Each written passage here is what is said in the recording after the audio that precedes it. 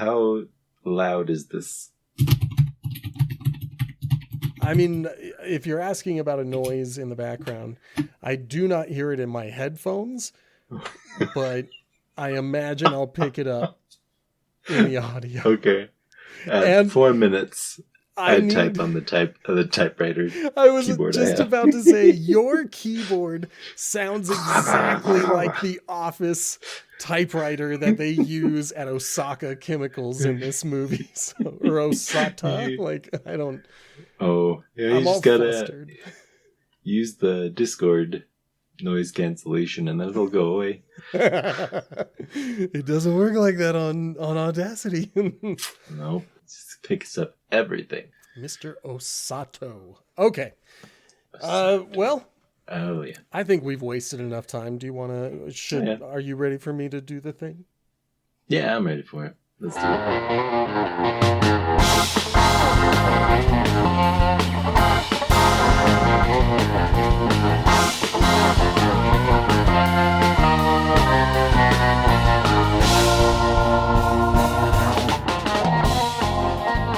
Hello and welcome to Potato Chip Pictures, the movie franchise podcast. I guess not the movie franchise podcast. We're watching the 007 franchise.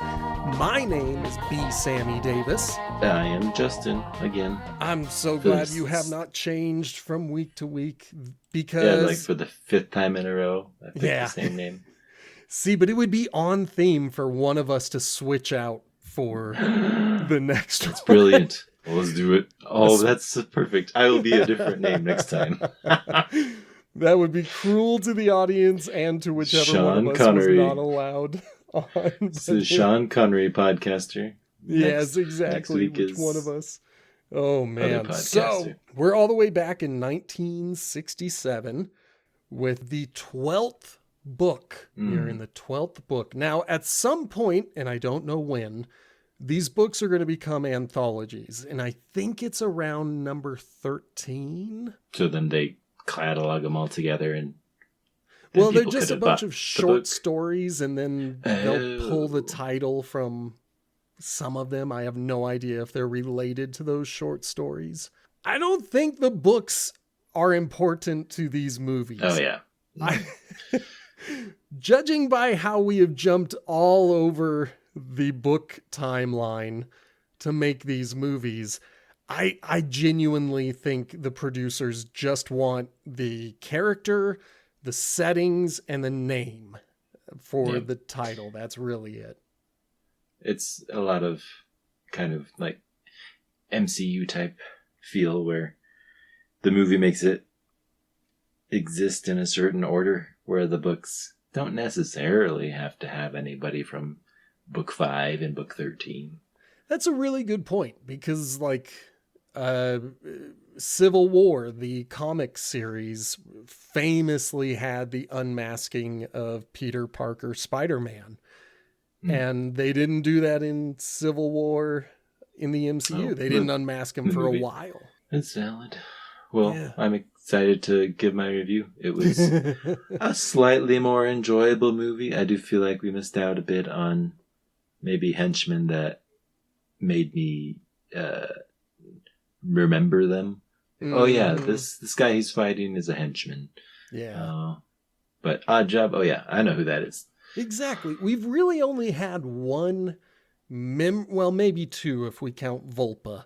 Two memorable henchmen where, you know, they made an impression on me. I've already forgotten the name of the super spy from Russia with Love. Like, he was better than Bond, and I don't remember his name. But this movie suffers the same thing. They haven't figured out how to do henchmen yet. They haven't, a dude with a scar on his face, and he's just the elevator operator. Like, they don't know what to do with henchmen in this movie. I do think I remember that scar and being like, oh, this guy must be something. No. Nope. Just the elevator operator. Well, we are at a budget of $10.3 million. So we have jumped up by a lot.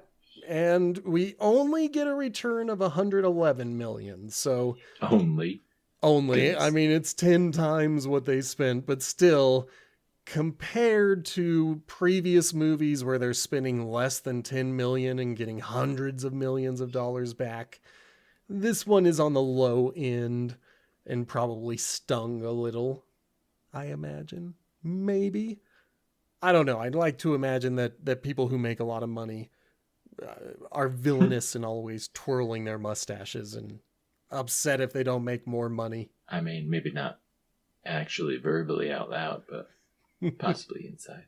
Yeah. This movie has, I don't know how anyone could make comparisons to today. I mean, this movie has an independently wealthy multi-millionaire, possibly a billionaire, who is able to convince another country to fund his space program, which he uses to steal from other countries. And, you know, minus the stealing from other countries with his space program, I don't see how this could be construed as To be a topical. current figure.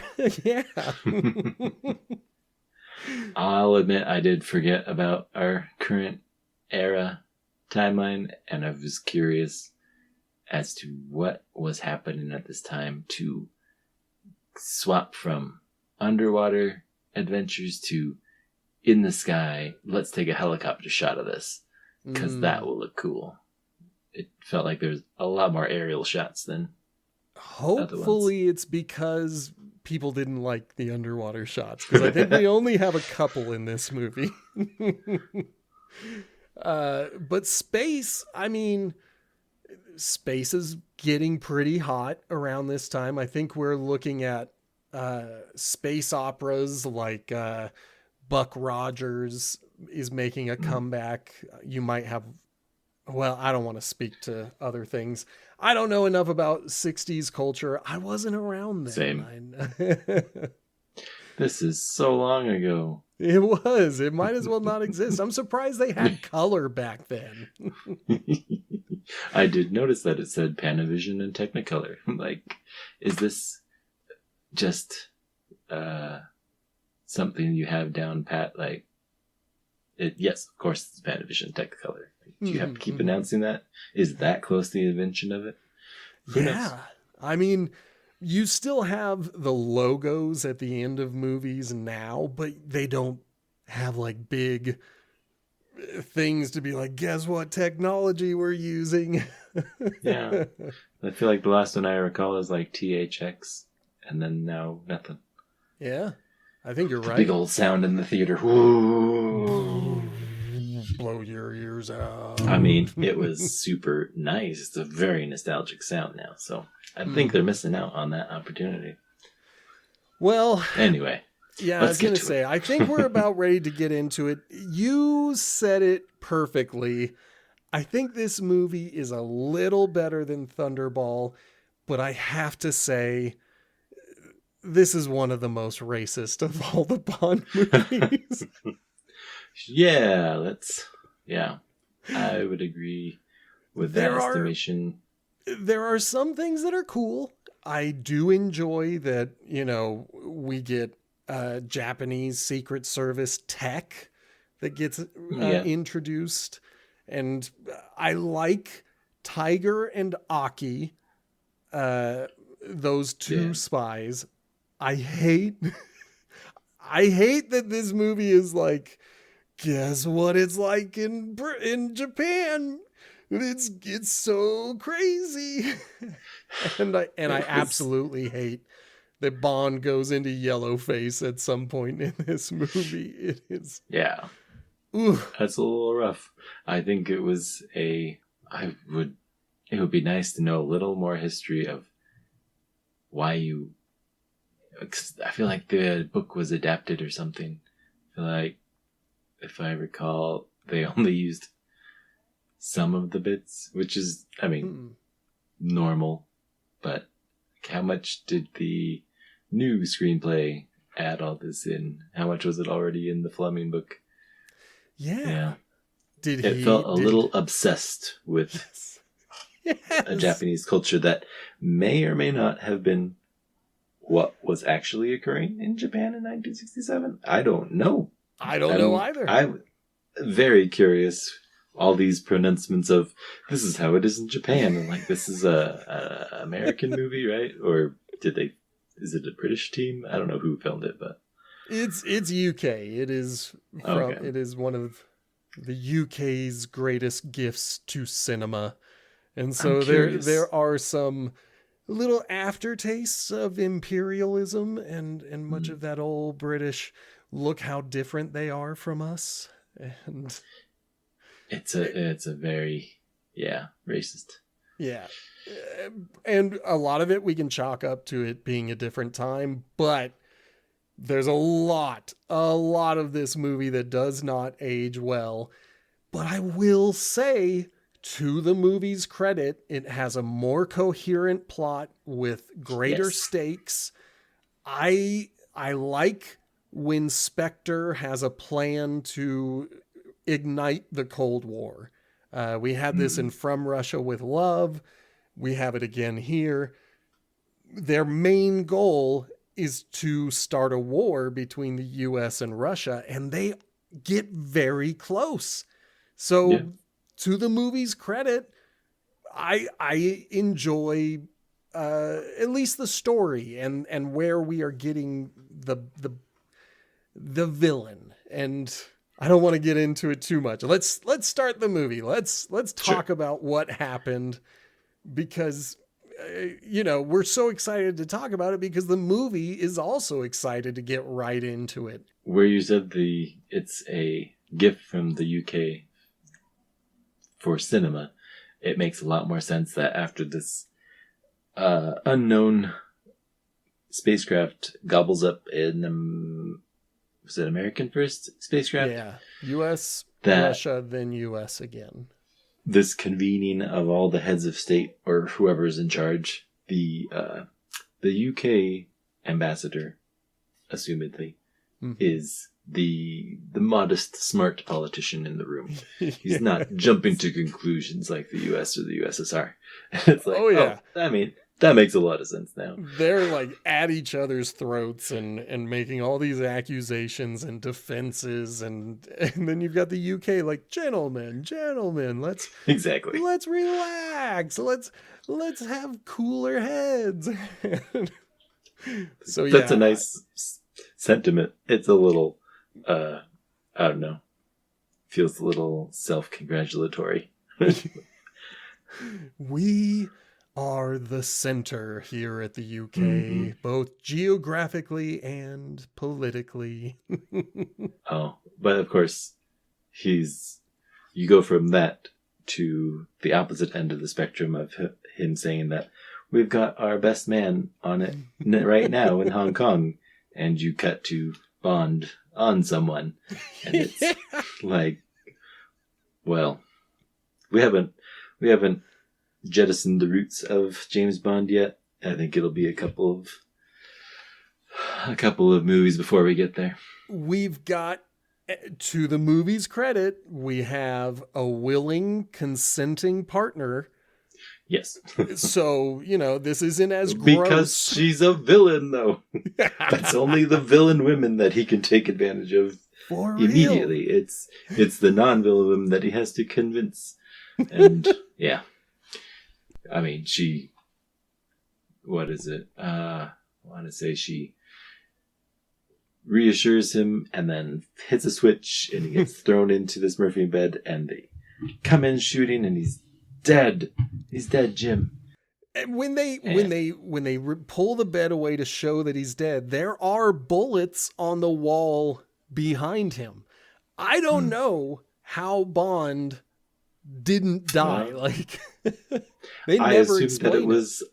I assumed that it was a fake, but now that you say that there's bullet holes, I mean, he's just that slippery. Yeah. Well, and like the whole thing is played up. We're gonna learn in order to fake Bond's death, but that would mean everyone would have to be in on it. And when I see the bullets on the other side of the Murphy bed, I'm just like, This looks a lot like Bond was killed, and they haven't told me how the magic was done. So to me, it is just magic that Bond. He's alive. Yeah, like we're gonna go straight to the title, and it's an okay title, but I am so distracted through all of it because I'm like, he's dead. Like I don't see how they faked Surprise! it. He's not. One nice little silver lining is that it felt like the strings from this intro song were very Bond, very familiar. Oh yeah. Like I don't know if they continue on forever, but like if you just played that string melody, my goodness, it's exactly what I think of. This, yeah. Bond. I'm only okay with this song. It might eventually show up in my liked songs because that's the way I am with okay It's songs. But the music accompanying Nancy Sinatra is wonderful. Like those strings, they still hit. So I am with you there. Like the song itself is okay. It's a pretty good pop song. Very good use of Nancy Sinatra. I mostly come away just thinking about those strings. Yeah. You know? The lyrics are forgettable. So we're reminded of them explicitly 3 times in this movie. At least twice. Yeah. I think 2 people are going to say the title of the movie in this during the plot, but it's okay. It's a fine song. It's a fine title sequence. I like the umbrellas. It's okay. It's what we have seen for the past 3 or 4 movies at this point. Is that fair, or would you say anything stood out to you with these titles? Oh. Just the last bit where it's Roald Dahl whose screenplay. Oh, yeah. The big friendly giant guy, I guess. Yeah, Willy Wonka guy. Could be interesting. Maybe I don't know that's how much of that shines through. Yeah, that's really interesting. I don't know much about Roald Dahl. I've read 3 or 4 of his books, and they're very good. Since I saw it, I was like, for real? This guy? I read that he was somewhere connected with Ian Fleming, either militarily or just chums. Probably military, because I think they both served. Yeah. So it was somewhat related to Bond, like, context, but it was a bit of a surprise. I haven't looked at who else screenplayed the rest of them, but I am like, oh, that's a guy that... When did he write Willy Wonka? When did... Was it after You Only Live Twice? I noticed it on my first viewing, and when you said it, it just came rushing back to me, but I'm sitting here thinking about it, and I'm like, man, that is crazy that he wrote this screenplay, and it really does not feel like a Roald Dahl story, because he writes things that are a bit outlandish, and I guess maybe someone dying in the first part of the movie and then coming back in the next part of the movie is a little outlandish, but yeah, that blows my mind. He wrote Charlie, and it was published in 1964. So after his book, or concurrent with his book career, he did You Only Live Twice. That's so interesting. Yeah, so we start the movie with the newspaper showing Bond's face dead to the world, telling us that he's dead. This is important. The major newspapers have Bond's face on them to say he's dead. I guess that makes sense to making it why the villains would know, but also that's pretty dumb for you. But you waste your one-off revealing who Bond is to save the world, sure, but like now everybody knows you only get once. You do not get twice. Yeah, it's kind of a dumb name, but whatever. It's got style. I'll give it that. Like there are some titles that stick with you because they are of a style, and I like that.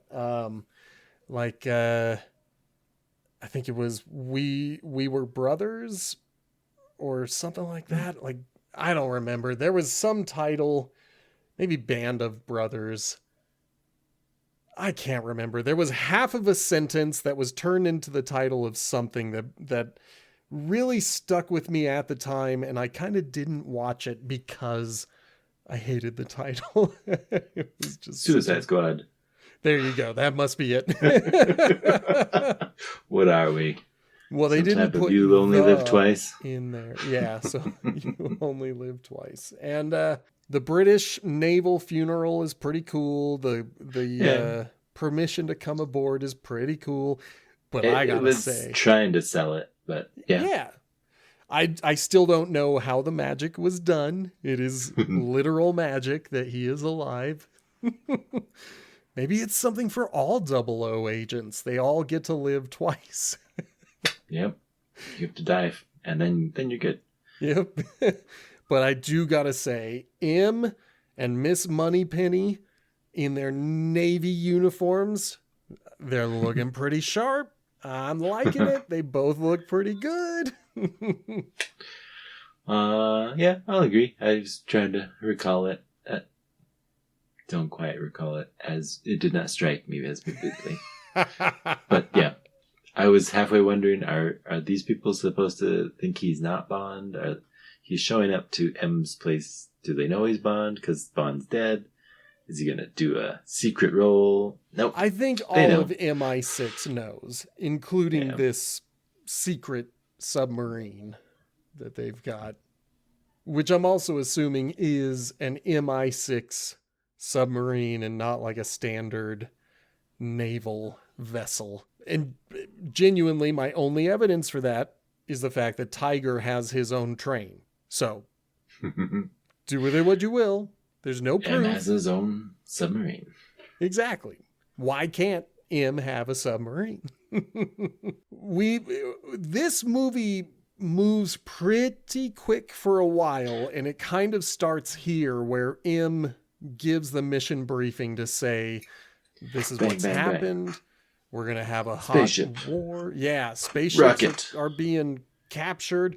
We saw it come down in Japan. We got to go. Yeah. But so they set up some pretty intense stakes, and I'm into it. I think it's a pretty good plan for Spectre. I enjoy this idea of stealing spaceships. It looks cool. It's a good idea. And we've heard the hot-headed Americans say if they put up a ship and it comes down, they're launching their missiles. They get pretty close to it. I mean, it's nice to see that they really meant it rather than being bluster. But it's so quick, it doesn't feel like there's much time to banter like, oh, I mean, I need some gadgets. Like, no, you got a mission. We're going to shoot you out a torpedo tube and go. But then he lands in Japan. Like, how fast? I'm trying to remember, where was he buried at sea? Hong Kong. So a few hundred miles away. How far is that? Oh, yeah, because he dies in Hong Kong. So then he's buried at sea, and then he's in Japan and immediately ID'd by whoever's trying to follow him. It's like, yeah. I mean, I do like that the code phrase is the silly little I love you that we're going to get a few times. But yes, he is spotted immediately by the Japanese Secret Service. That's who they would be, yeah. And I do like the Japanese Secret Service. They are very mysterious at the beginning. Mm-hmm. We don't know if Aki is good or bad. She takes us to the British contact living in Japan who unceremoniously gets knifed in the back mid-sentence. Oh yeah, that guy. Yeah, he's very forgettable, but he's the one who gives Bond the trail. He's like, look, it's not a world power in the traditional sense. I would start with Osato Chemicals. And then he gets knifed in the back and Bond has to chase after him. And it's really lucky that they take him right to Osato Chemicals. Yeah, it's I do think the disguising as the assassin is a decent spy move. It really is. As the getaway driver, you're not expecting to go on a checklist of what's your code word. No, it's like the guy sounds like he's hurt. Hop in the car. We're out of here. Got to take you back to the safe house. And he does attempt to kind of verify, but Bond stays when undercover. He's at the safe house. Like, why didn't he verify in the car? But it's better for the plot if the villain checks up here. But I okay. So I'm okay with this henchman. I'm sad that he's dispatched very quickly. Yeah. But he was at least noticeable and then he's gone. And so I'm like, every noticeable villain in this movie doesn't matter. They're not going to be in it for long enough. I did note to myself that I hope the stunt people for this particular part got paid really well, because that was a lot of flips and throws and couches getting thrown into you. Like, that's a good more than 100 pounds. Like, something thrown into you like that. Good job. Yeah. Good job, guys. Yeah, and I mean, the floor doesn't look padded. It doesn't look like stunt floor. It looks like a studio set that they're slamming into. It's a pretty good fight. I will give it that. It's a pretty good fight. Disappointing the henchman has to die. Yeah. But Bond gets to collect information. And from the place that the last guy just told him about. Exactly. Like, this movie relies on luck more than anything. Like, Bond will start following a trail, but everything that happens to him, he lucks into. He finds the safe in this office because the dude slams into it, and he meets his contacts primarily through luck. And there's a lot of things that will happen where you're just like, well, that was just luck. Like, Bond didn't do anything here. He just got lucky. It is a lot of luck. It just happens. Oh, because she stops the car when he's trying to interrogate her, and that's when he meets Tiger. But I gotta say something down about a slide into a chair. Yes, I've got beef with the car escape because Bond is in the passenger seat during his escape from Osato Chemicals, and the girl who he has met twice now, we'll find out her name is Aki. She's like, I'm not going to answer any of your questions. And Bond somehow thinks he is in a position of power. He's like, oh, we'll see about that. You slow this car down right now. And it's like, she doesn't have to. You got nothing to do. Yeah, man, you're along for the ride. Just enjoy. But yeah, they have a short chase when she obliges by slowing down the car and then leading Bond into an obvious trap. But as we learned in From Russia with Love, the British love to walk right into traps. I'll admit, my first time I saw the scene, I did not expect the floor to fall away. Yeah. So it would have got me. Well, I mean, I had the feeling it was a trap when Aki stops, but agreed. Like, you don't know what the trap is going to be, and the floor falling away would be quite exhilarating, especially to go onto that slide. Would be like, yay! Show up to the place where you need to be with information you just happen to get. And where does he go after that? he meets up talks with to Tiger. Yeah, he meets up with Tiger, and I do enjoy. Tiger kind of comes off as a villain at first. He's just like saying everything he knows about Bond. And they go to the train. That's right. I was trying to recall what happens after he meets him because I noted down, let's have sake at 98.4 degrees. How else would you have it, you heathen? Exactly. Everybody knows. And Everybody knows. It's Bond telling Tiger, this is the correct temperature. You did well, Mr. Japanese. It wouldn't just already be that temperature. Where is he impersonating someone? Bond what? Anyway, you can go back to the introduction of Tiger because he does seem like a villain, and then he becomes like a decently cool dude, and then it's like, what is this bathhouse? Yes. I like Tiger in this movie, but he does give off Felix vibes. If I'm completely honest, this feels like Felix from the CIA, where you're like, I feel like he does a little more than Felix, but you are correct. But we will to the previous Felix's credit, he was involved in most of the action. He didn't do any of the underwater fighting, so Tiger has a foot up on him for going into the crater. But he really is just kind of there and just kind of coaching Bond along for a lot of this movie. That's how he gets so lucky. He has actual experts around to guardrail him down the plot line. Yep, make sure they are the guardrails on that bowling alley, and Bond is the ball. It doesn't matter which direction he's going, they will push him back. Where I was thinking. They talk about the mission, and then they go to his mansion, and his mansion includes a bathing area where in Japan men come first. Women come second? Or I'll have to see it.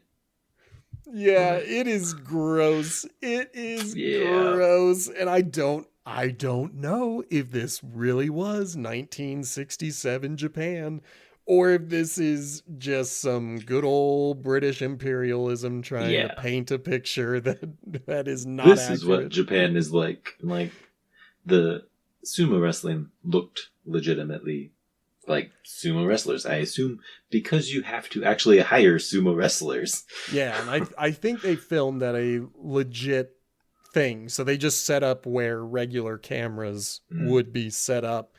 And then I think they had a few close cameras for the shots with Bond and Aki. But otherwise, I'm pretty sure that is a real sumo match that we watch on screen.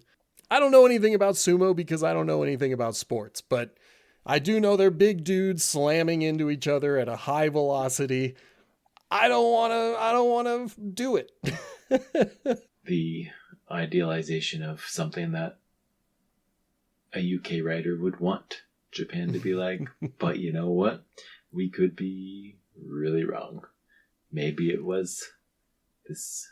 So I'm going to say, to Aki's credit, because we're going to learn that Aki is super horny. She's going to break in on Bond's massage. But in later movies, when Bond meets another country's secret agents who are female, they tend to be as horny as Bond is too. Like it seems to be this movie. Yeah, like in this universe, spies are horny, and that's what we got to live with. It helps that the opposing spies are villains, so nobody really feels bad if you take advantage, which is horrible. I mean, only in Goldfinger. Yeah. Going back to the end of that bath, I told my wife that the like Japanese Secret Service main dude is like, pick who you want for your massage. He's like, oh, I'll pick this one. wonderful choice. She's very sexyful. And it's like, is this guy trying to make, like, fetch happen? Because I've never heard anybody use this word before. You know, gets a massage and then Aki hijacks it and they ostensibly go to their room and they have their proceed. good time, and I like that they set up Bond with a new identity, so he's not coming into Osato Chemicals saying, "Oh, my name is Bond." Like, this is one of my biggest criticism with so many of these movies. I get so mad whenever Bond, world famous secret agent, introduces himself by name. And so I'm glad that this movie was like, here's Mr. Fisher. Mr. Fisher. Mr. Fisher meets Scarface in the elevator, never to be seen again. Just an elevator operator. But this place obviously is a little bit off because he's intimidating or striking. I feel like this whole meeting with Osato is interesting. I like the going into the office and Bond making a fool of himself by looking directly at the things that should be broken. And then fight. I got a tiny bit of you know, a little bit of flashbacks when I heard the gun camera and keyboard operating, and I was like, that sounds just like Justin's keyboard. It's very... They probably could have been a little more discreet with the actual gun pointing out the hole. Yeah. The same as the camera. Because, yeah, you can understand a camera in an office, but maybe not a turret. Yeah. And constantly following you through the room. It's just like, oh, okay, I could die at any second now. Yeah, it's like having someone in the room with the gun already pointed up at you. Don't worry about it. Let's just have our meeting as normal. Yeah. But then we finally get to meet Mr. Osato and his secret assistant, Miss Brandt, or number 11. Spoilers for later in the movie. She's a Spectre agent with a number, while Mr. Osato does not have a number. Yeah, I don't remember when she gets introduced as Spectre, but it's not going to be for a few more scenes. At first, they just are... She's really just his assistant. She has not been given a number, and she's interesting as a character. She doesn't stick with me as well as the other ones, but in order to get to her interesting scene, let me quickly take you through the next plot points where Bond is leaving Osato, but he's been ordered to be killed, so some guys show up with a machine gun in a giant car. Machine gun. And then Aki shows up in her beautiful sports car right when the dude starts shooting, but thank God not a single bullet touched that gorgeous car. It's a horrible shot. For real, they're point blank. Around Bond. Yeah, it was very lucky that she was there to pick him up. And so lucky that they are terrible shots. Like, this is another one of those lucky things, but then helicopter. I was going to say the car chase is cool, but the conclusion is so impractical. Giant magnet picks up a car, flies it away while Bond watches from another helicam, and they drop it into the ocean. It's like, oh, a drop in the ocean. Like, oh, yes, fantastic pun. I don't know if you could have done something less obvious to deter the chaser, because that's pretty ridiculous. It is so bizarre, but I love it. It's I think that part is where I was curious if this was how much helicopter film was being done, because it felt like there's such just a desperate need to have aerial footage. I want to see the guys at the Ninja Training Center. I think they've had aerial footage since the second movie, Mhm. because they've had a stunt pilot for a while. But yeah, this movie definitely takes a lot more pictures from the air. And I'm stealing this from the CinemaSins YouTube channel. But when we are looking in the car camera to see what Tiger is doing with this car, we get a wide shot of the helicopter with its magnet and the car. And as they would say in CinemaSins, where is camera, Tiger? Where is camera? On the second helicopter, it's literally, it needs to be filmed. Yeah.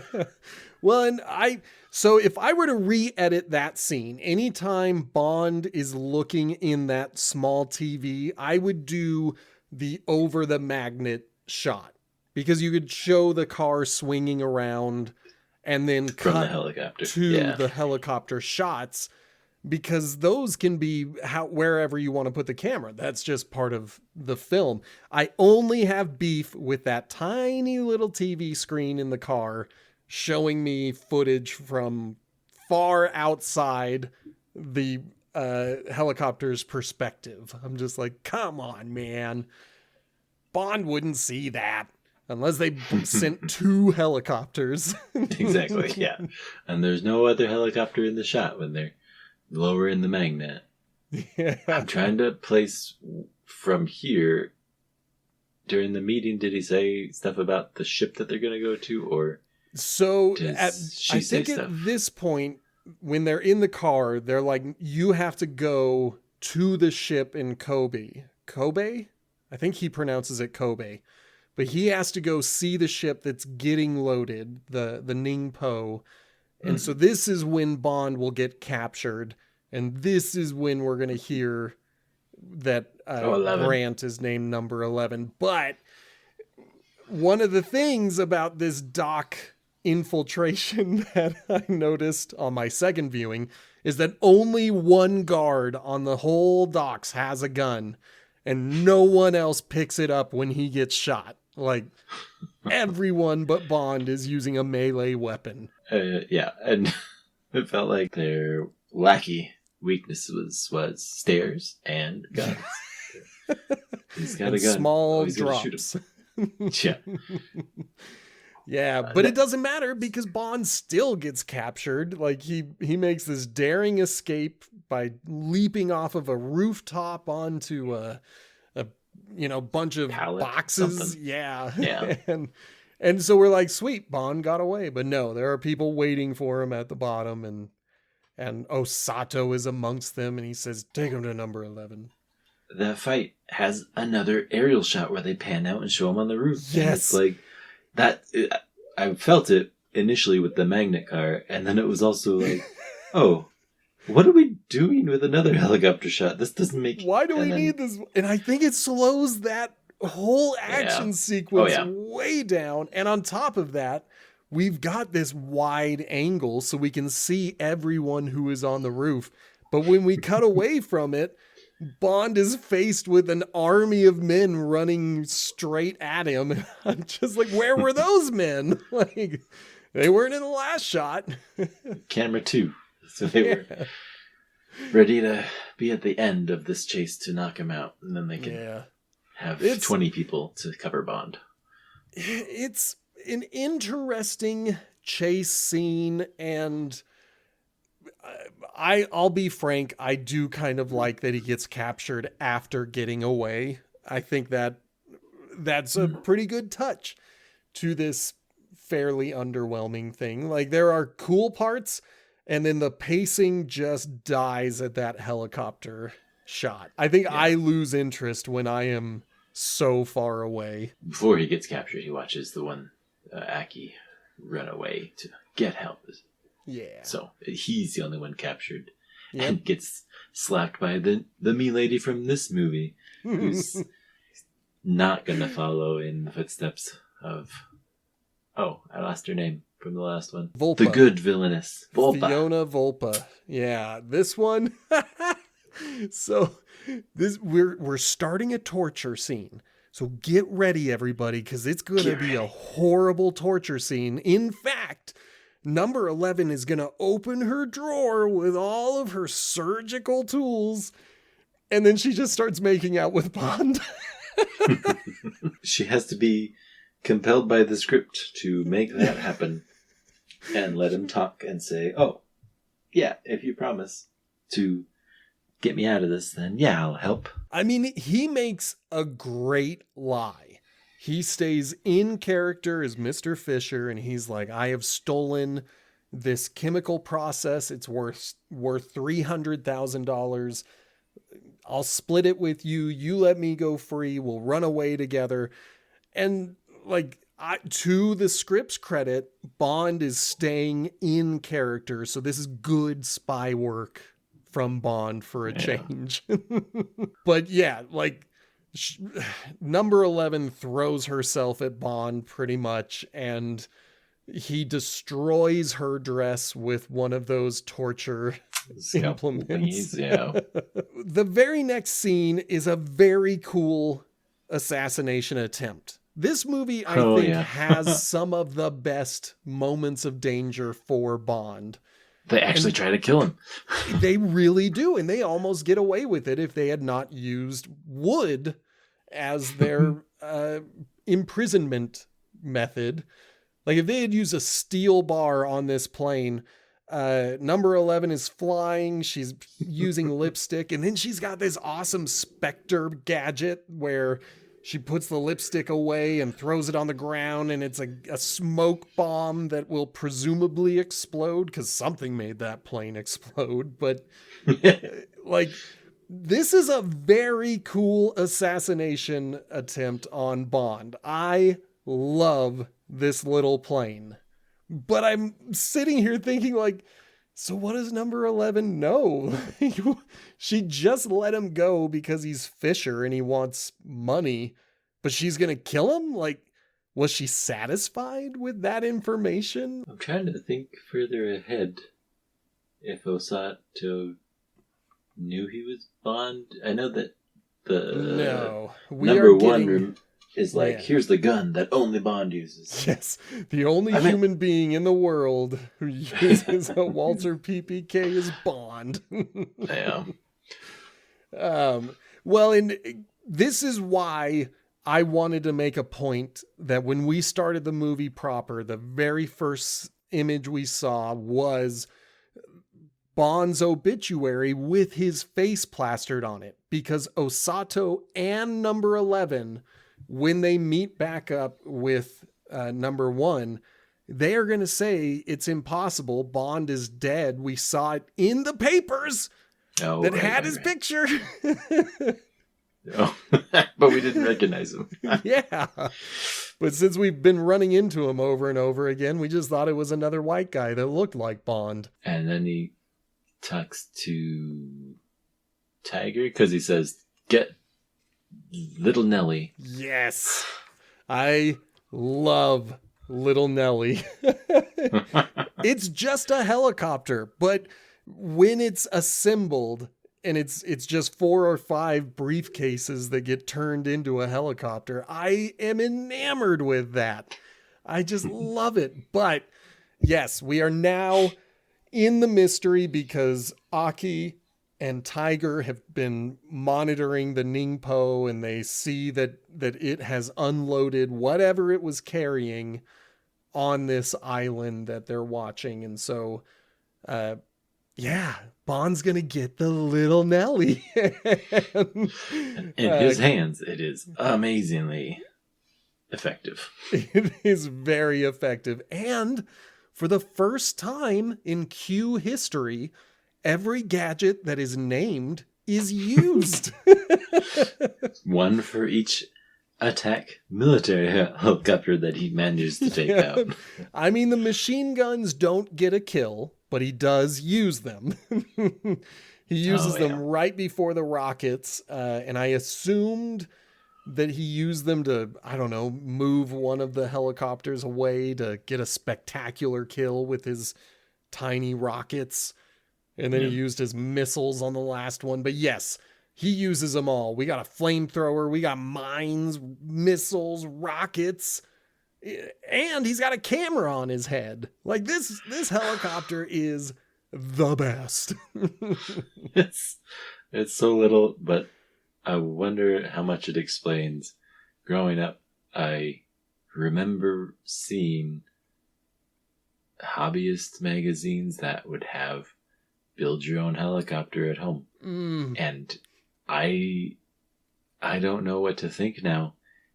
If they were legitimate hobby helicopters, like hobby computers, because that seems dangerous, but also this helicopter in the show theoretically actually works. It's in the air. It is. Like in the shot. There is a stunt pilot flying it. It's flying. It did make me want to get one and fly it because that seems so cool. And I just want to put one together. It looks just so rad to see these briefcases open. I get it. You just have to do like a montage, but I did not love the montage where it was just single images. Well, it was like while they're saying one sentence, it all happened. So it's like, this happened over 10 seconds. Yes. So I would have appreciated a little more glitz and glamour with putting together Little Nelly, but it's one of those things where I have zero complaints for everything related to Little Nelly. I'm on board. I am with it. I'm like, I take me there. It takes longer to train as a ninja than it takes to set up a helicopter.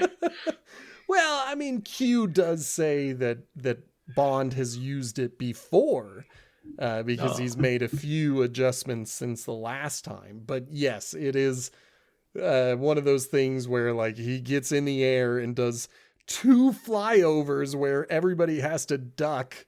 And so it's like, is he just messing with people? Like, I'm going to take your head off. Like, Bond he's a guy. But this is when Spectre is going to launch their rocket to steal the Soviet spacecraft, and the stakes are going up. Like, we're going to go into the US war room where they're like, we didn't do it. We can't prove we didn't do it. We are positive that Russia did it to themselves. And like we are seeing a hot war starting to blossom. You know, they're gonna get their way. I missed making any notes on when they talk about it, because the next thing is they capture the Russian people and they end up at the villain with the cat. Could be funny if the cat were telepathically speaking these lines, because that's the only thing we're seeing. I mean, if we've got Bond coming back from the dead magically, why not a telepathic cat? Major villain is the cat. Yes. I appreciate that the face reveal does not come until very close to the end, and it was a very good turn. But we'll get back to that. Yes. Let's not jump ahead too far, but yes, we are kind of following the villains now. We get to see that the only people who would ever come up with the concept of a return rocket would be villains. I'm sorry.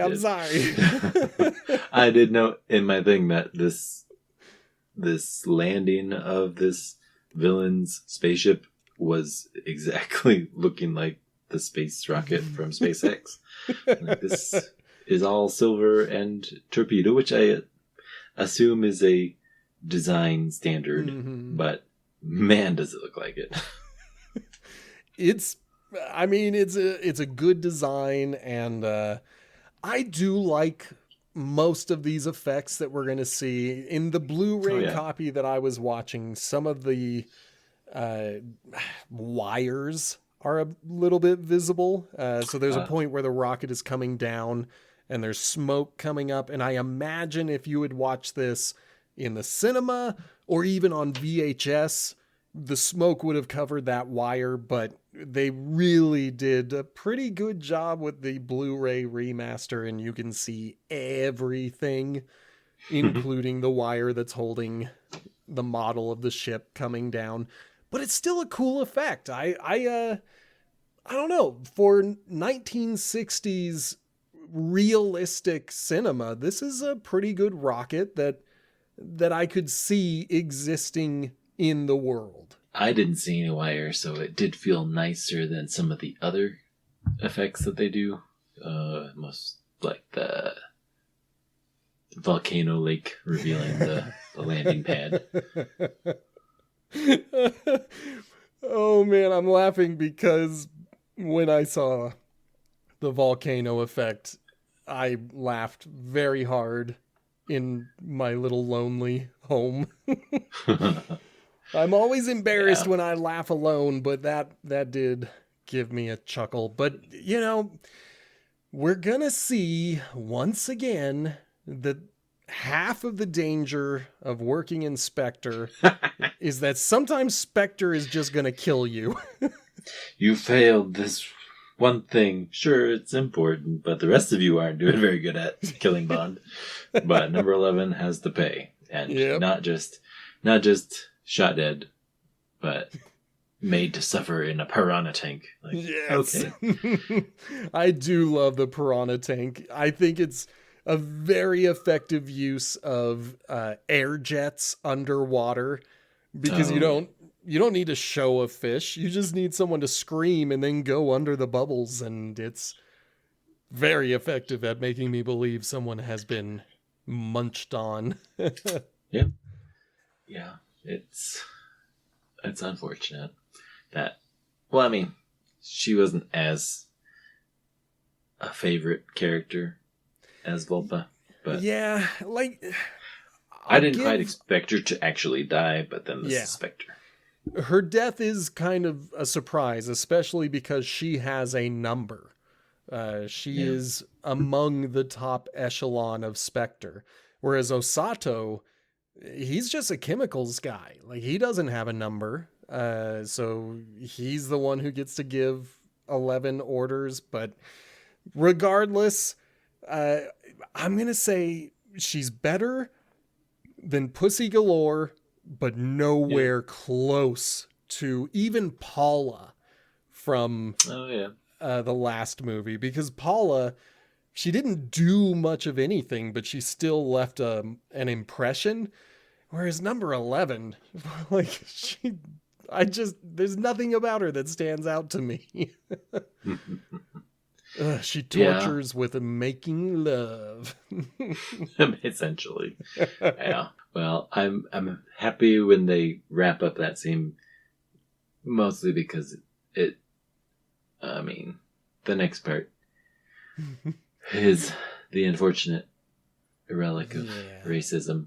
Yeah. But I will say that this secret ninja school that Tiger has trains in the daylight and is at a giant building.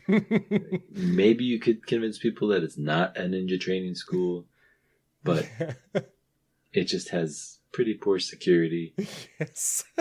It kind of made it feel like, if you can, the dodgeball metaphor, if you could dodge a wrench, if you can hide while in bright sunlight, you can hide in the dark. I'll give it that. And maybe. I mean, if you can survive ninja training school, then maybe you'll survive the real world. So that can justify their lack of security in this place. But compare it to Batman Begins Ninja School, and it's hard to get into. This is Bond, come here and we'll train you in 24 hours. 3 days. The plot says he's got 3 days to become a ninja. Here are all these people who have been training their whole lives. You're going to do it in 3 days. Yep. So that he can use their super secret suction tech and scale down a wall like a ninja, Well, I guess. and they're rocket cigarettes. I mean, the rocket Yeah, cigarettes that are too. cool. But yeah, like I've got a love-hate relationship with the ninja training school. I love the ninja tech. We get a little Q-like scene with Tiger showing off all of Japan's Secret Service gadgets, and I'm like, these are dope. But I hate the rest of the ninja training school. I think it slows the movie way down. I hate when Bond goes into yellow face. I hate when they make a big point about shaving his chest only for the very next scene to have his big hairy chest visible again. Like, those are the stinkers for this movie. That is my asparagus in this movie. I feel like I don't even understand the 3 days to train. This next flight is coming fast. You need to have a cover wife that is decently, what's the word? Aware that this is a mission and not looking forward to any sort of seduction by Bond, which was a relief until I realized it was not going to last. So her name is Kissy Suzuki, and Tiger does say that she is another agent who just lives on this island. So she is trained. She's just not horny like Aki. Like Aki, yeah. Yeah. But yeah, I feel like the movie slows way down, but there is another super dope assassination attempt where Bond only survives by luck. I hope that the Mythbusters have, or somebody, like, it's happening on the screen, but how viscous does the material have to be? Mm-hmm. And would it carry a poison effectively down that length of rope? Is this would it get absorbed by the rope? Like, how much do you need to drop? And is it a real assassination method? Because I think it should be put in the video game Hitman if it is. Yeah. It is one of my favorite attempts on Bond's life. I was enamored with Dr. No's tarantula scene just because, you know, Sean Connery had to do so much to sell the scene. But this one legitimately looks good. Like, he doesn't have to do anything but lay there, and it still looks so good. But the assassination hits Aki instead. I did note that the ninja school has pretty lax security because he gets attempted assassinated this time and a second time while the very next training. Day. Yes. Yeah. 2 days in a row, people know that Bond is at the ninja training school. They know where to find him. And 2 people make a very good effort on Bond's life. Unfortunately, in the first one, Aki is killed. She's the best part of this movie, and she's gone. If there's a female character that I start to really enjoy, they're going to kill her off. That's the way these movies go. The very next day, during Bond's ninja training, some other assassin gets in and is able to bring in an outside bamboo stick that has a secret blade inside of it. But fortunately, Bond is able to take him out as well. But I guess if you're going to go to ninja school, you got to expect people are going to try to kill you. Unless you're training with Sword Guy.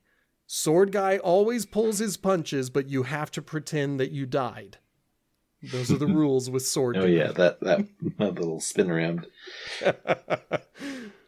Like, did he just kill other attendees of this school, or did they all fake it? I have to assume they're faking it, because why on earth would they let Sword Guy murder like 9 high-ranking people who are training at this ninja academy, especially because the last guy, he clearly does not make contact, but that guy falls over as though he were dead anyway. Yeah, they could be as ruthless as Spectre. If you fail, maybe Yeah, could be. you deserve to die. Maybe that is what they were trying to tell us with Sword Guy, is that Japanese Secret Service is a live or die affair. There is no one who drops out. And I'm willing to live with that. Yeah, I think of everything to slow it down as the wedding ceremony to the spy. Couldn't you just be a cover wife? You're not even getting married on the same island where you're trying to be undercover. Just say that you're married. Yeah, so you have to have someone outside of that island reporting back to Spectre saying, oh yeah, they're getting married. Don't worry about these people. They're married. They're not spies undercover. So I mean, dumb. I would like to know if the ceremony is authentic. I can presume Yeah. that it's presented that way. It's another one of those things where you just kind of have to have faith that they were respectful to the local culture. I mean, Although I do wonder, because the first 2 women who come up the stairs are older women, and they are taken to the gentleman behind Bond. yeah, And those men are all significantly younger than Bond. But they're getting the old brides. And Bond gets the young one. yeah, it doesn't make too much sense, and it's tough to say that I believe they would be respectful of a culture when they're not as respectful of just human women. So Yes. I don't know what to They're believe. as respectful as they want to be. It feels like it could be like the From Russia with Love, where somebody really wanted to do this scene, and so they made it happen, and they added it into this because why do you need a cover wife when you have days and Yes. not? You could just say that you're married. Don't have to do a ceremony. He could have also just said he's this person's brother or cousin. Oh yeah, We know this girl is living alone. I said her name, but I just read online that they never say her name I in was the movie. gonna say I did not catch the name in the movie. Yeah, she is just an Ama girl in the movie. She's just another girl who dives deep underwater at the fishing village, and that's her job. That's why she avoids the helicopter fire later. I understand now. She knows how to dive, but yeah, I don't love the village because Bond is creepy, like immediately. Oh, yeah. She's like, we're gonna sleep in 2 different beds. There's yours, there's mine. Why and not? then when they Oof. yeah, and I can't eat these oysters because if I'm not getting sexy times, what's the point of oysters? Yeah. Like, Yeah. But then when it's nighttime and she's asleep, we just see that Bond is leering over Yeah. her, like just propped up in his bed, watching her all night. Just like, oh, what so a creep. Frustrated. He can't. Ugh. Oh boy. It's such a terrible man. Yeah. Do not be like Bond. Yeah. Like she said, separate beds. Just go ahead, leave it at that. Be normal. Yeah, she's clearly not interested. Focus on your mission. For real. But he can't do that. Not for any night of the week. If it's a night that ends with day, then he's got to have a woman in his bed. But Well, yeah, fortunately, the movie's going to start moving again. yeah. I feel like after we have established everything and Tiger rushes up to the house at night while Bond is being creepy to say it's happening now, like we have to, whatever we are hitting, we have to hit it now. Yeah. But they still don't know where to go, and so they have to go to some poison tunnels, and that's going to take them immediately to the volcano. And Yeah. So it moves at a pretty fast clip from here to the end of the movie. And I do really appreciate the pacing for the rest of this movie. From the next morning until the very end, I am fully invested in the movie. Yeah, it happens pretty quick, it feels like. Yeah, yeah. I have it going on the side, and the nighttime happens about 30 minutes before the end of the movie. So the last 30 minutes does cover a lot of action, where this felt like an hour. It really does. It really does feel like they packed about an hour's worth of content into a half an hour. And it does kind of make you wonder about the previous movies we've seen where there are a little bits of bloat that might have been able to get trimmed. The last half hour is pretty enjoyable. I think it tries to pull in a lot of, I guess, the foreshadowing that kind of felt was happening, and kind of allows Bond to see what's happening. I don't think anybody has been suspicious of the volcano until the gas and the tunnels in there. Yeah, it's another lucky thing that a helicopter flies into the volcano right when Bond and the Ama girl are just sitting there relaxing. I forgot that she was an actual trained agent, so I was very concerned that why are you bringing this random cover wife to danger? And then why does she come into the battle at the end? Yeah.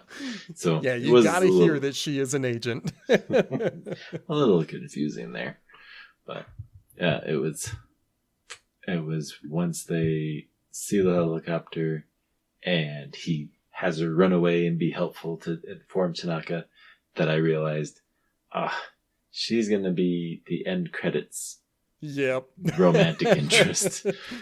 She's like, because she'll get away. We killed Aki, we gotta have someone. Somebody. That will be a feature until a lot of other Bonds, I'm assuming. Yes. But, I do... Okay, I gotta say the thing I hate before we get into all the things I love. When they cut from the actual volcano to the studio shot, they're over the metal crater cover. It does not look like water anymore. And so when he's like, how deep is this? And she's like, it's usually pretty deep. He tosses this rock that it doesn't look like it's going to hit water. It looks... Yeah. It was almost movie convincing in terms of it could be, maybe we just see it in really good light, but it's not moving at all. Why would you think it's water? It's a very still volcano, I assume. I guess maybe wind doesn't get in there very much, but water doesn't look rough. Yes. When it's still. That's exactly what I was thinking. Is like, it looks rough. And rough water is usually associated with movement. And if you're in the crater of a volcano, there's not a lot of movement. So it having bumps and ridges is a little weird. But it doesn't matter. If that's the only thing you hate. It really is the only thing that more. I'm like, well, I love that we are in a volcano layer. Like, I love that. Seems impractical, but very The Incredibles villain type-esque. Yeah, like so many villains in the future are going to have volcano layers because number one paved that road for them. It is a very inconspicuous place, but I can't imagine trying to build it in the first place. Yes. Kind of the assumption is this was built, and if you don't believe it, then you're not going to enjoy the show. Yep. You have got to accept that we are in a volcano layer and that this dormant volcano has lava at a flip of a switch away. Just a self-destruct sequence, and then you're ready. But I enjoy Bond's infiltration. I like that he's able to get in. I will admit, I hate the lighting for the close-up shot where he casts this massive shadow that no one sees. Oh, I think the Batman shot you're talking about, right? Like when he's using the suction crawling cups upside down, but suction cups. I was just enjoying the fact that it was this is just a rotated, he's just crawling on the floor. I enjoyed that. But it's very the effective. Spotlight very fun. Should have given him away. Yes. And so I am willing to accept that he's walking upside down this domed wall, but I'm not willing to accept that no one saw his shadow. But, he gets in, he's got his cute little ninja mask, and he's able to find where the real astronauts are being held. And things get moving really quickly. Like, Bond rescues the astronauts and the cosmonauts.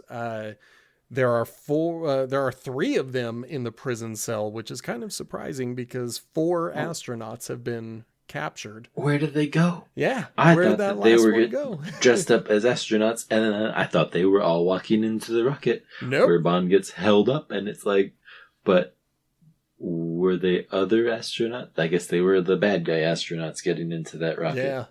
I do not know where the real astronauts and cosmonauts went, the prisoners. They put on the uniforms, and then we never see them again for the rest of the movie. So Hopefully they made it out. Hopefully they're safe. But Bond gets to steal an astronaut costume and put it on and have his big nose poking out of the face mask. Reminiscent of the Dr. No costume theft. Yep. Bond is at his best when he can steal a suit. Costume. I enjoy the details of the egg-shaped railway system. Yes, very I love Incredibles. Oh, the Incredibles! I mean, I can think of 2 franchises, The Incredibles and Austin Powers, that take so many of their inspirations from this movie, where there's just great style throughout the thing. And again, it's true. Volcano layer. What else do I have to say? Yeah. I would say when he's... What are they? I wrote down that number one gets to direct exactly what's happening with the spaceship stuff. Yep. But his interpreter to the announcement PA or to the spaceship itself is like Sigourney Weaver in Galaxy Quest, where she reads back what the computer says out loud, just so you know. From or a human. To a lesser extent, Uhuru from the original Star Trek, where for so many of her scenes on the bridge, all she is doing is repeating what Captain Kirk says. I hadn't watched Star Trek, so... Well, there you go. I mean, I wouldn't watch much of the original series. It has aged quite a bit. I would just watch best of, maybe, and then most of the movies. Who knows? Maybe we can get into those movies, but I feel like that's hard because some of them are dependent upon you knowing the cast from the original series. I think we're close enough to almost see Blofeld himself. Yes, because Bond got caught again. What an amazing scar this man has. Isn't it? I mean, I think we have had a different number 1 actor, but now that we are seeing Blofeld, Ernst Stavro Blofeld, he's got that terrific scar, the bald head. I don't know if this is going to be the same actor in the future. I know just glancing ahead that the guy who played Henderson, the very first white guy that Bond meets in Japan who got knifed in the back, he will play Blofeld later. Huh. I know that someone will replace this Blofeld. I don't know if we're going to get any more movies with this guy, but I love him. I think this one's really good. Yeah. This is such a dope. It's Donald Pleasance. That's the actor. And I love his Blofeld. He has so much just class and power. And I believe that everyone is scared of him. Yet he's also soft-spoken and doesn't feel the need to really get too upset. He just goes to his villain voice when he's finished dragging Bond through the entire base. Yes. And about to make his escape. And now it's time to die. Yes. Why does he drag Bond with him? Yes. Because he kills Osato while dragging Bond with him. He wants Bond dead, but not until he could maybe get rescued. Yes. Yeah. And I mean, in order to get to a point where Blofeld is running away, the ninjas have to infiltrate. Oh, yeah. And this is where that cool rocket cigarette comes in, because Bond is able to use it to hit the guard who's covering the hatch, and he's able to open it long enough for a few ninjas to get inside so they can set up a bomb and let the army of ninjas come in. Oof. And I love the battle. I do. It was a lot more, it felt, what's the word? It felt longer, but still in the background. Mm-hmm. And so it felt kind of like Battle of Endor, where stuff's happening everywhere, but like the battle moves away from where it needs to be moved away from, and stuff happens in the world. That's not necessarily the plot. Yeah. There are things going on because the battle is happening, but because we're following a character who's in the battle, we're going to see them kind of step in and out of the fight as they need to. And it's not Bond doesn't get to join the battle until Blofeld pulls him all the way through, gets onto his little egg train, and finally points his gun with purpose at Bond. And thankfully Tiger is there with a ninja star to save the day. One other thing that I loved about the battle is that we did get to see Sword Guy really kill people. Oh, yeah. Got his moment. All that training Sword to Guy shine. Got a chance. I do remember that scene being pretty well choreographed. Yeah. I mean, it looks like he's nice. making contact as opposed to Ninja School, where it looks like he's pulling his punches and everybody's just playing dead. So I will give credit where credit is due. It's a little ridiculous to bring a sword to a gunfight. Good choreography nonetheless. Blofeld runs away, but they still have to deal with the control panel stuff, so Bond has to make it past the control key being evilly twirled by Hans. Hans? It's like, is that his Way name? to be with Hans. So even though he's a forgettable villain, he has as much follow through as Oddjob does. Yeah. Where Oddjob was willing to get nuked. This guy is like, I will stay in this control center that's exploding, and I will finish this mission. Yeah.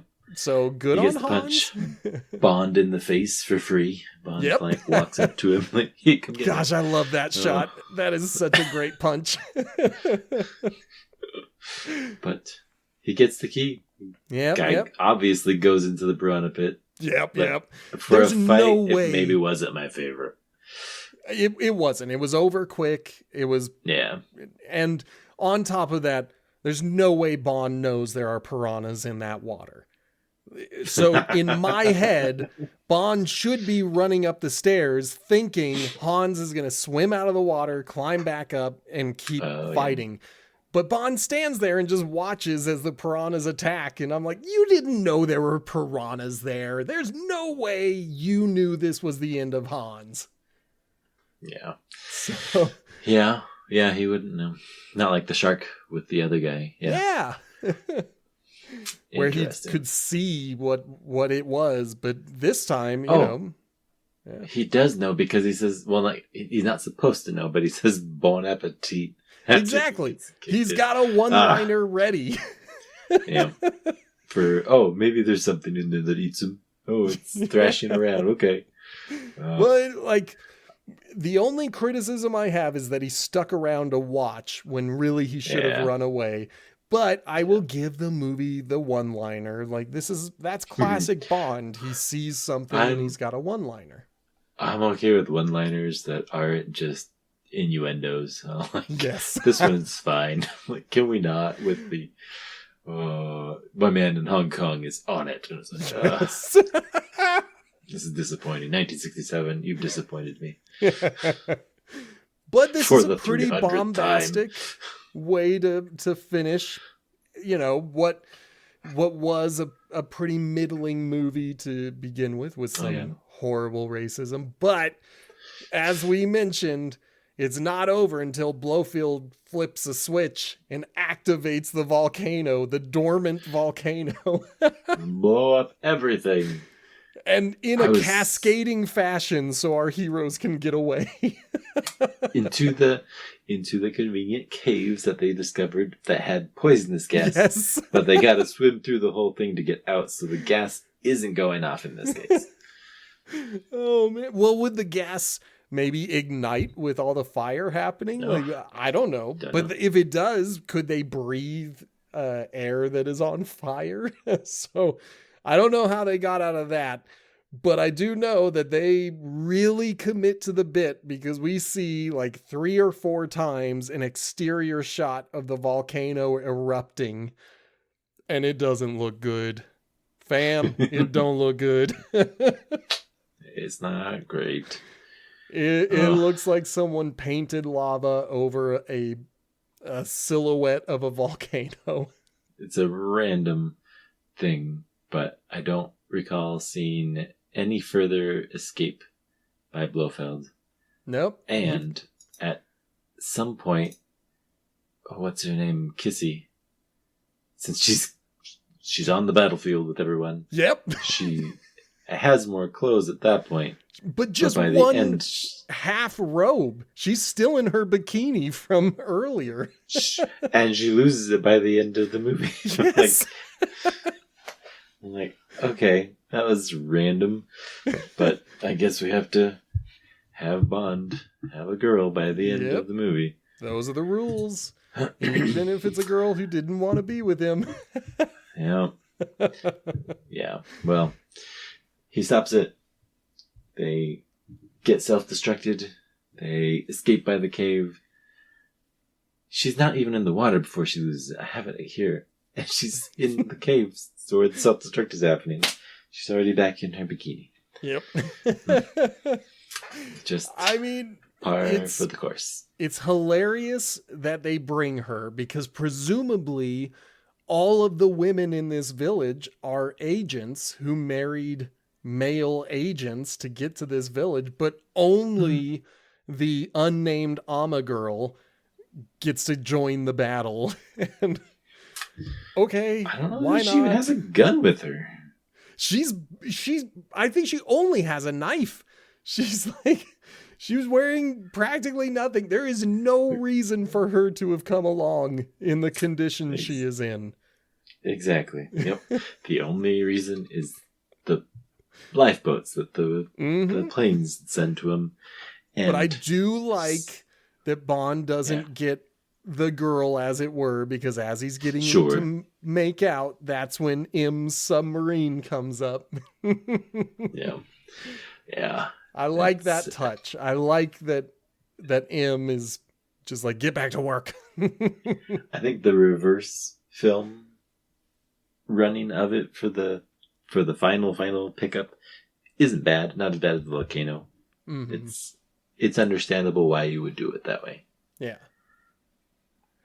I imagine it's pretty hard to pick up a raft with a submarine. Slide right off the side. Yeah. So I'm pretty impressed with the shot and with the effect. I I think it's a pretty good closing, and I'm glad we get to see M and Miss Moneypenny one more time. We usually don't get them this late into the movie, you know? Yeah. But Oh, that is pretty much You Only Live Twice. End. Let's, how about this time you tell us about ratings? We like to do ratings from 1 to 10, but without it being an average movie of 7, 7.5. Oh, this is a movie that, you should watch or someone would enjoy on a Saturday at home. 5 is the average rating. And below that, you don't think that the average person would or should pick up this movie to watch. Above that, you think that more than just an average amount of people would enjoy You Only Live Twice. I think that's a fair assessment. Yeah.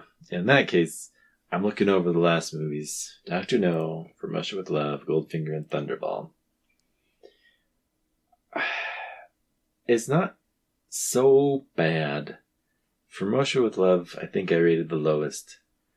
Thunderball had a nice Volpa. This one, the villains are a little more dedicated in that they try to kill Bond, except number 1. And Bond goes through a plot. Like he delivers on saving the world and the stakes are higher. I like it more than average. I think it's I feel like I'm saving my 7s, 8s, and 9s and 10s for much better movies. Because I'm going with like 6.5. Okay. I don't know my other ratings, so I might have rated it higher. This is your highest rated movie so far. I think it's better. But it's not great. It's enjoyable, but I wouldn't watch it again. Maybe 6.4. Wow.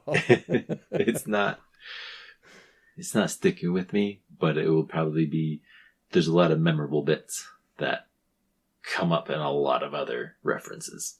Yeah. Like the Thunderball Shark Tanks are a staple. But I don't know anything else that I would mark as Bond. This one, Volcano Lair, bald main villain, Piranha Tank. None of the ninja strings stuff. From the music. Yes. There's a lot more memorable stuff that makes it feel like I enjoyed it more, and that might have only been backwards looking. So, yeah. 6.5, 6.4. We'll say 6.4. 6.4. I'm locking it in. Now, I gotta tell you. Deal. No deal. Yeah. You did talk me up. Yeah. And, during the course of this conversation, so when I came into this, I was a little embarrassed that I had said I loved it so much as a kid. Because I was like, man, this movie did not age well. Or my tastes have changed since then. And so I came into this with a 3 as my score. I was like, it's better than Thunderball, but I still think it's really only worth it for the memes, and it's just not that good. But as I was talking about it, I remembered the things that I really loved about this movie, and it doesn't feel like where Thunderball, I was reaching for things to like in an otherwise bad movie. This one genuinely has really good elements to it. And I love the plot. I think it has stakes. I think that there's a reason for everything to happen. I'm not a huge fan of luck as a superpower, but it is one of Bond's superpowers that he gets in this movie, because he is so lucky. But we get some really iconic stuff. You mentioned Blofeld. He is the inspiration for Dr. Evil. I mean, he is pretty much exactly what Dr. Evil is modeled after. He is the bald villain who carries the cat, and I love him. I'm glad he got away because we can see more Blofeld later. And frankly, someone who was number one of Spectre probably shouldn't be killed off when they are the main villain of the movie. Not at first, give me a few movies before we kill them off. I am up to a 5. I'm going to say average. Yeah, there's some stuff that's gross in this movie. There's some stuff that has not aged well. Bond in yellow face doesn't work at all, and it really brings down the movie. But there's a lot of stuff that really lingers and has lasted in the cultural zeitgeist of filmmaking, whether that be to make fun of it or to blow it a kiss and say, I got this from You Only Live Twice. But so I'm back up to average. I'm going to say 5. That's locked in. I went up 2 points from when we started this podcast. You should have stuck with 3. It's fine to well, I mean, take the good.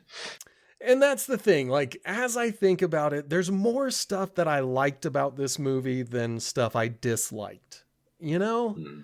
Like, I'm really skeeved out by the racism and the sexism of this movie, but I really love Little Nelly, and I really love A Volcano Layer, and I love the stakes. I love that the Cold War is going to get turned into a hot war unless Bond can save the day. Like, this is literally saving the world. So I'm into it. And I'm glad we got through it. This is the last, well, this was supposed to be the last of the Sean Connery movies. I don't know if we mentioned it on record. I don't know if we were recording at the time, but our next Bond is going to be George Lazenby 2 years later in 1969. So, until next week, my name is B. Sammy Davis.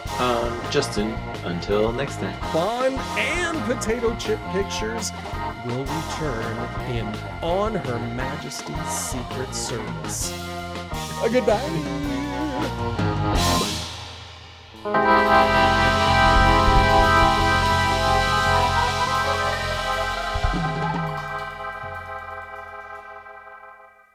I think we did it again.